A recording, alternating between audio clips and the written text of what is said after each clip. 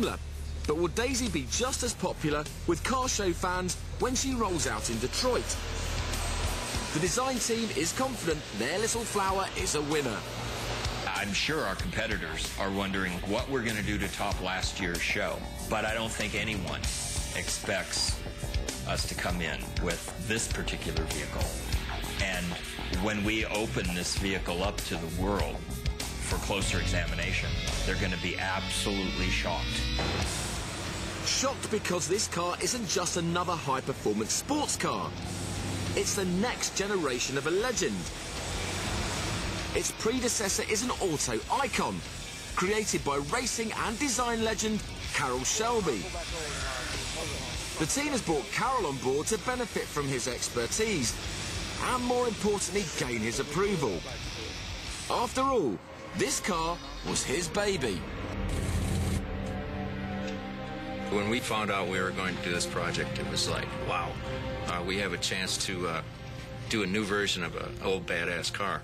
The last thing that any of us want to be accused of is taking the essence of the original car and screwing it up.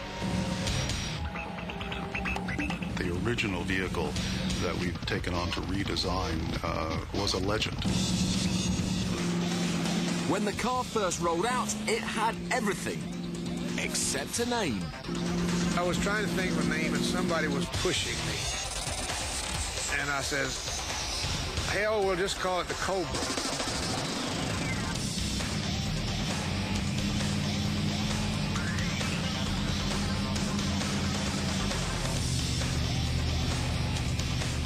And so in 1962, the Cobra was born.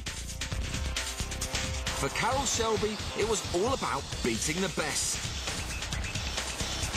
And our original objectives were to build a sport car that would outrun the Corvette. That's what I went to Ford and told Don Fry and Lee Iacocca that I could do. I'm told that Lee Iacocca told him, give that guy $25,000 before he bites somebody. His aggressive style paid off. The big boys at Ford gave him the money he needed to build his dream machine. Cobra, serial number CSX 2000. The very car that started it all. The Cobra's AC racing body and mighty Ford 289 engine redefined the sports car. Other models followed from Shelby America, but the Cobra has always remained in a class by itself. I never dreamed it would become an icon as it did. I was just trying to kick out a Corvette.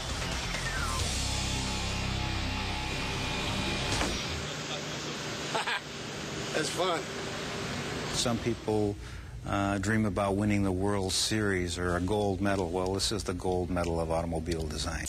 But to bring home the gold, they're going to have to redesign and improve on what some consider to be the best there ever was. It's a high-risk venture, and to add to the pressure, the team has to have it assembled, tested and perfected in time for the Detroit Auto Show, only 6 months away. I'm 80 years old.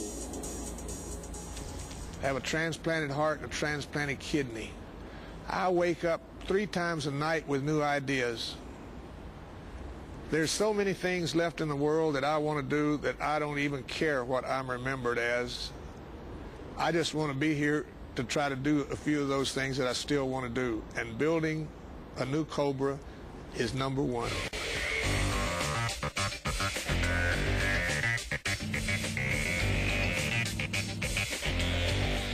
What we're trying to capture is the spirit of Cobra. It is raw, it is emotional, it is performance, it is a lean animal that is ready to strike with a vengeance at all the competition that's out there and vanquish them. We're trying to create a vehicle that projects and performs to that end. We didn't want to just go back and try to copy what's already been done. There's really no sense in that. So we try to do everything that's been done, all the bold big, bad details and dimensions, proportions, and doing them in a new way. We thought that would be our best shot at a winning show car. While the chaps in California perfect the master design, Richard and the team back in Detroit finish up the powertrain and chassis.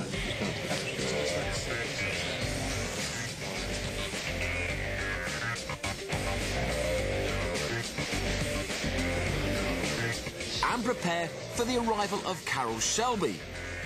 They had better be ready. Carroll will be expecting nothing less than the best.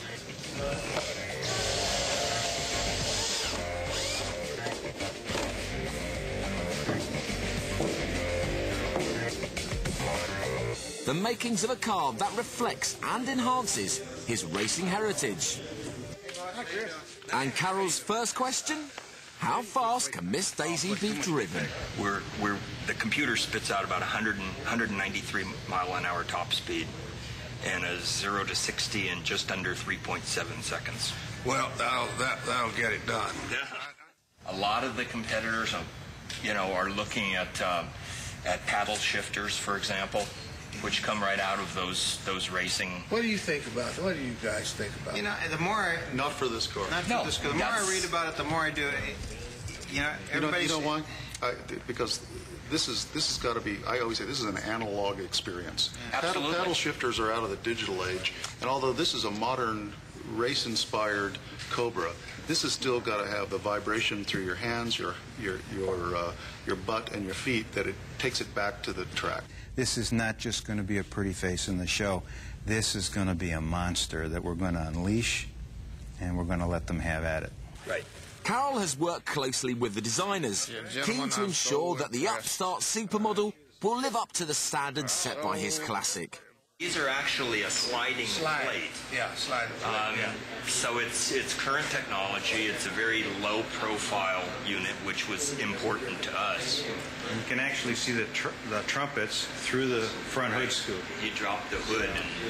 And we'll drop it down and give you a view. It's going to be really sexy. Views. Yeah. This, I think, is Chris's favorite view.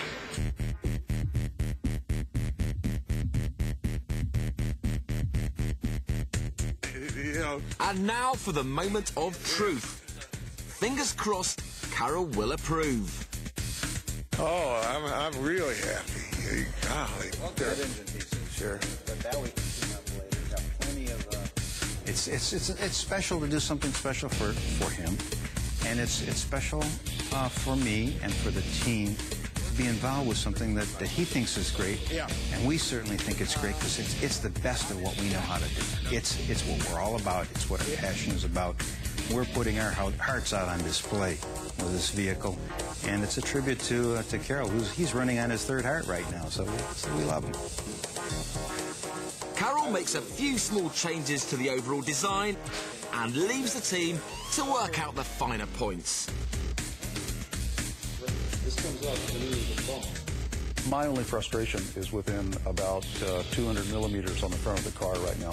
We've got an origami shape on the front end that Richard and I have a disagreement about the way the reflections are running. We're going to get them to run a little bit further up the hood, get a bit more power into the front of the hood. And I totally agree with you.